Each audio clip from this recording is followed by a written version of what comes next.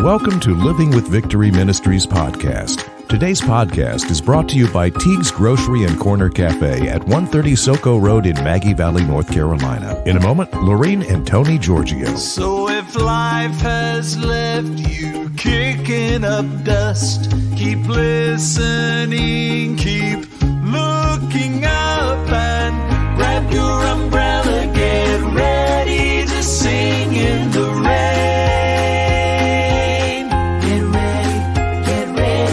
God in His goodness is gathering showers of grace. Get ready to sing in the rain.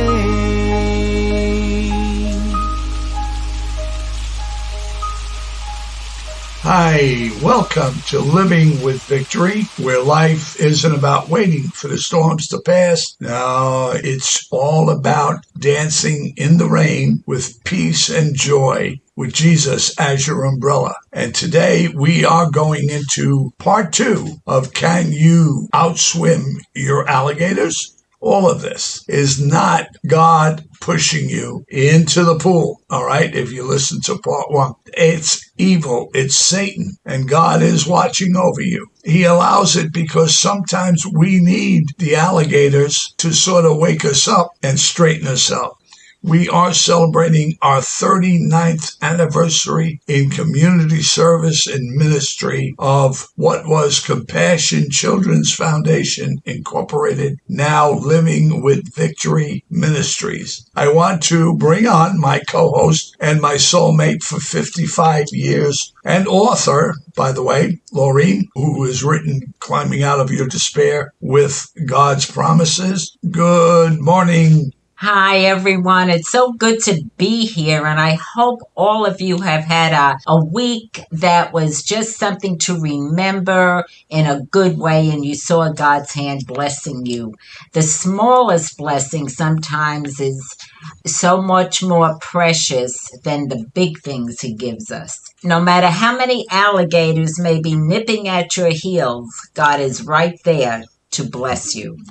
Now, last week, we were talking about no fear. We're doing Psalm 27. This is a Psalm of David, and you know David had more alligators than he needed nipping at his heel with all the wars and Saul after him and constantly fighting to preserve himself. Verses 1, 2, and 3 were from last week. I just want to remind you, the Lord is my light and my salvation. Whom shall I fear or dread?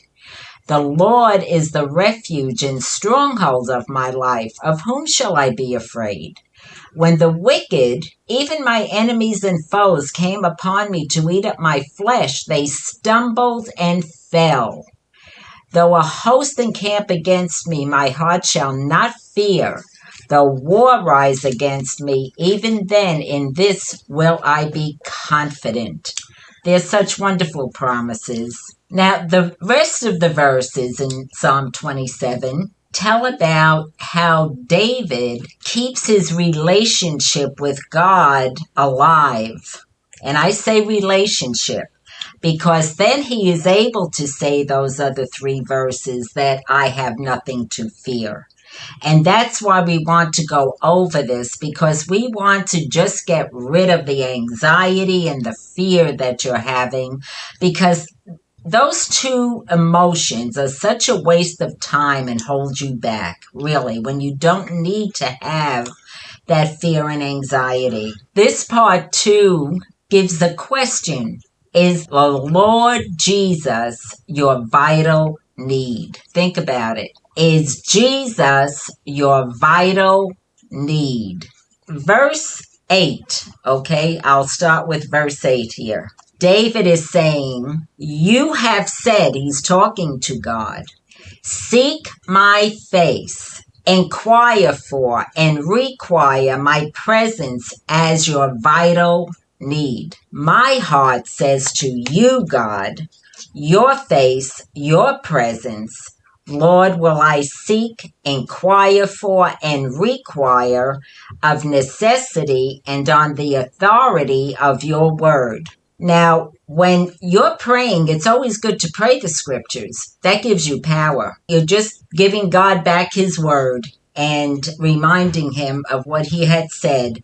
If you want to start there, that's a good place to start. Then he goes on in 11 to say, teach me your way, O Lord, and lead me in a plain and even path because of my enemies, those who lie in wait of me. You say, well, he's trying to teach you his way. Well, in tribulations and needs and all, he died on a cross. Remember that? Jesus died on the cross. What did he say? While he's hanging there on the cross, he said, Father, forgive them. They know not what they do. He did not want to be there, but he was there for obedience for his Father and his love for us. And that's what kept him on that cross, because we deserve to be on that cross. We would be totally lost and no promise of heaven and seeing our friends and family again if he did not stay on that cross.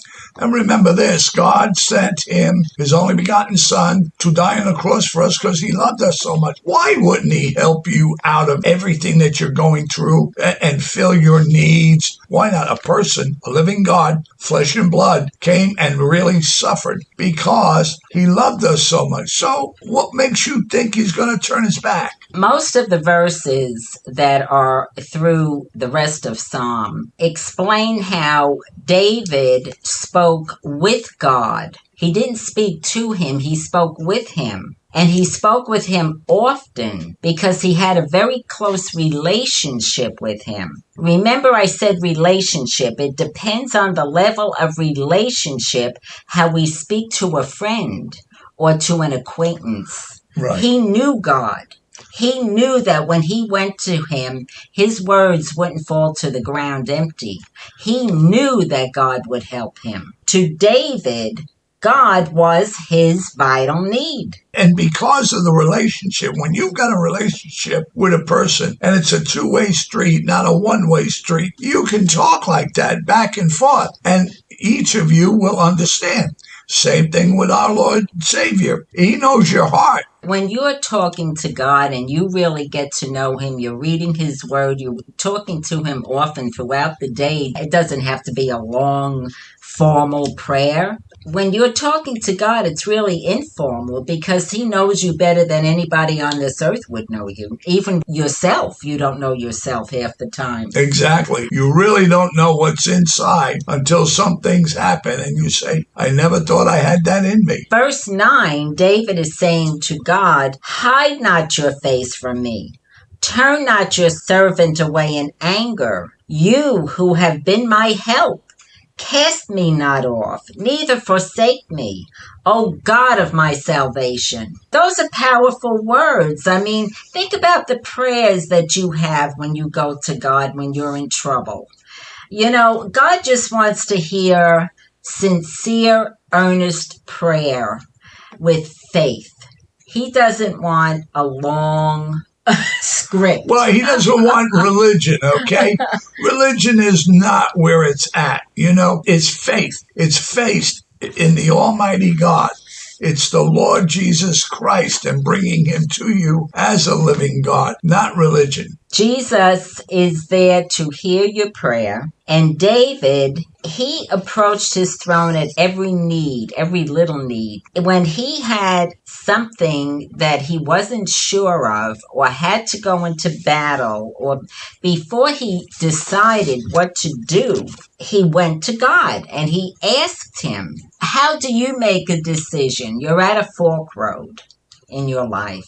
Do I go left? Do I go right? How do you want me to handle this, Lord? Do you go to him and ask him that?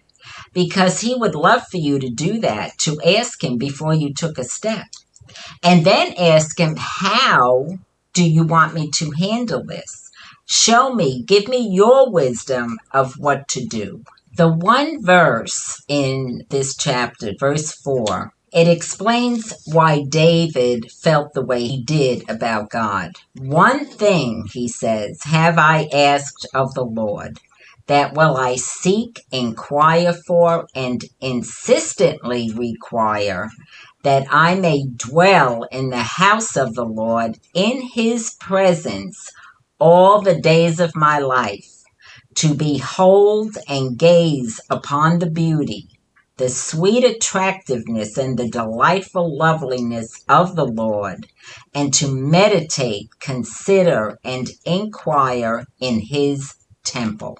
That's what it's all about in this life, because this life is very short. Even with all the battles that David fought, yes, he was a success in so many things, but his main goal was to see Jesus face to face. We talk about vital needs. God is as vital as breathing. We all have enemies. Everybody on this earth has an enemy. You just have to know where you stand and move forward. And that's why I think we're able to celebrate our 39th year. Same thing with David. He's not just a story in a book happening centuries ago. This was a living being. He was the king, and he fought battles, and he ran from so many enemies like we all do. We all have them. But it's how you look at it. God uses people as examples throughout the centuries for us to look at and to just see how they handled it so we can learn from that. David knew God, and he knew what his purpose on this earth was for. And when he strayed with the adultery and the murder, he wrote a chapter in Psalms and confessed and repented through that chapter. He did pay for his sins. Oh, yes. He didn't just get off with a pardon and walk away. He paid dearly. And if you read the book of David as there in Psalms, you'll see that. If you want to make God your vital need, but you feel you're not worthy to do that, maybe your life hasn't, in your eyes, been perfect. Well, nobody's perfect, because whether you look like you're living a perfect life, nobody could read your heart like God could read your heart. And sin is sin, whether it's outward or inward. Just getting on your knees, or just sitting in a chair, or driving in your car, if you're feeling like you need to say, Lord, I'm sorry for what I've done. I want to start fresh. I'm giving my life to you. And just please take me and make me what you want me to be, and show me the purpose for my life while I'm down here, so I can see you face to face when I get home. And thank you for dying on the cross. And that's all you have to say, really. And you would be surprised how your life will start to take on a new dimension. And he knows your heart, so don't worry about it. He knows. He created you. Let's talk about his will just for a minute, okay? Because that's where it all comes down to. Yeah. That we all feel we want this, or we want that. We want. But the problem is that we can't see beyond the circumstance that's in front of us, but he can. And sometimes he says no to this because he knows it could get us into trouble down the road. Our motto now is his will, his way, and his timing. And that was David's motto. Yes, exactly. Lord, I think I should do this, but if you tell me not to do it, I will do it your way. And then you will find out, and you live a peaceful life, because everything just seems to work out. It all falls into place. Well, yeah, it does. And you know what? I'm not Laureen. Laureen's faith, I mean, I wish, I had a thimble full of her faith. I mean, I've been a work in progress for as long as I can remember. But I'm still here to tell you it all works out. Seek God's face and inquire for and require his presence. This is verse 8. As your vital need. You will never, ever, ever regret it. I'm 75 and Tony is 79 now. We're old people. Oh, what you said. But he has never, ever, ever failed us. Every alligator that we came across, he has removed. And he does it in such a way that you stand back in awe. And all you could do is raise your hands and praise him. All of the situations we've been in, just like with you, they look like they're closing in on you and there's absolutely no way out. But that's why God is so wonderful, because he makes that way out. We cannot think the way he thinks. He said, my ways are not your ways. You cannot think the way I think.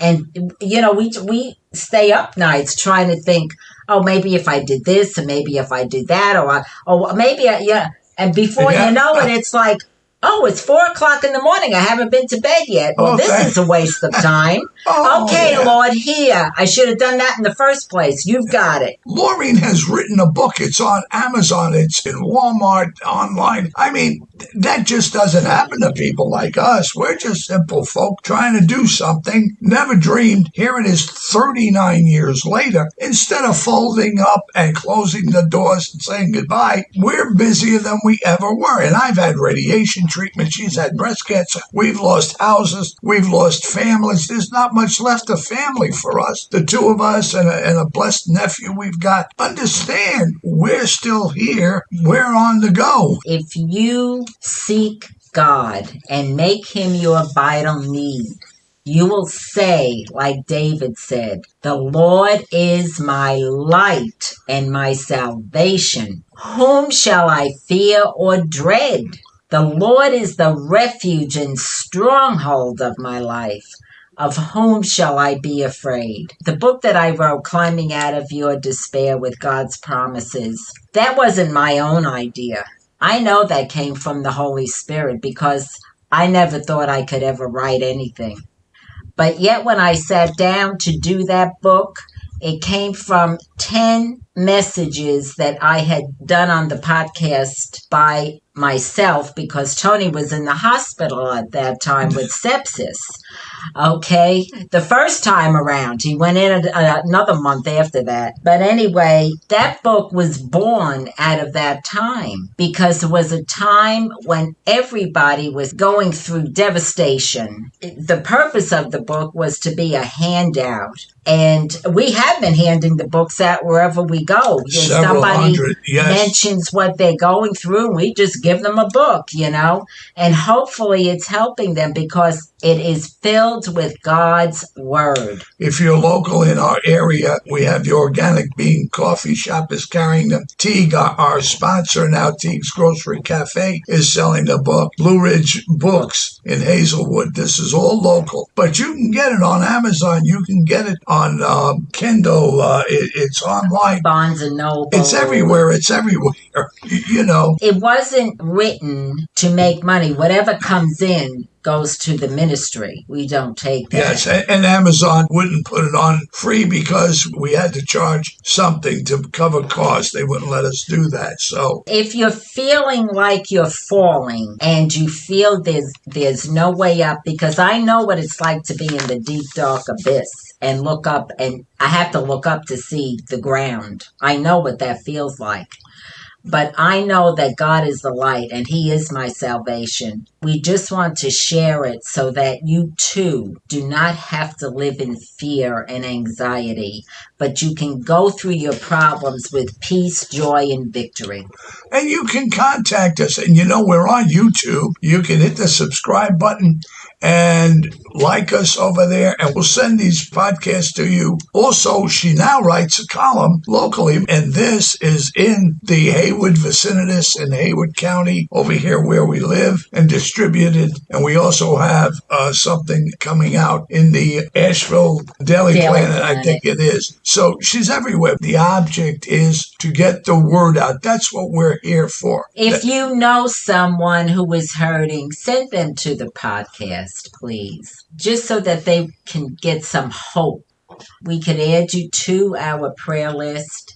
It's livingwithvictory@gmail.com. Yes, contact us. We'd love to hear from you, that we're at least helping you along a little bit. We're not the professionals, but we're learning and we're survivors. In our 70s, we're telling you we've been there, done that. So understand that. The point of all of this is we know, we can guarantee he's your vital connection. If you get in line with him, it's not going to pass.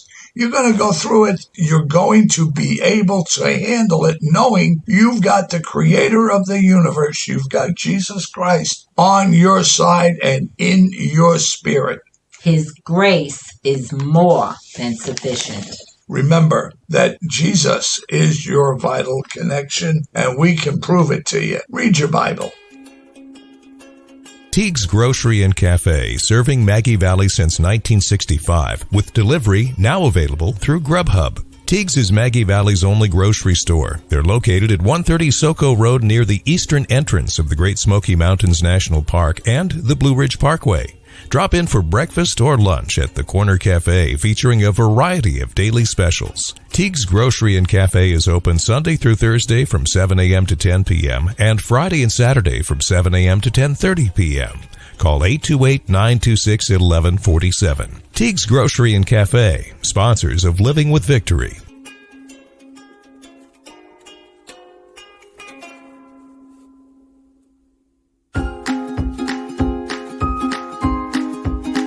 You can become a Living with Victory Ministries patron with a monthly donation of $5 or more. Simply go to livingwithvictory.podbean.com. That's livingwithvictory.podbean.com and click on the PayPal button. Thanks for listening. So if life has left you kicking up dust, keep listening, keep looking up, and grab your umbrella, get ready to sing in the rain.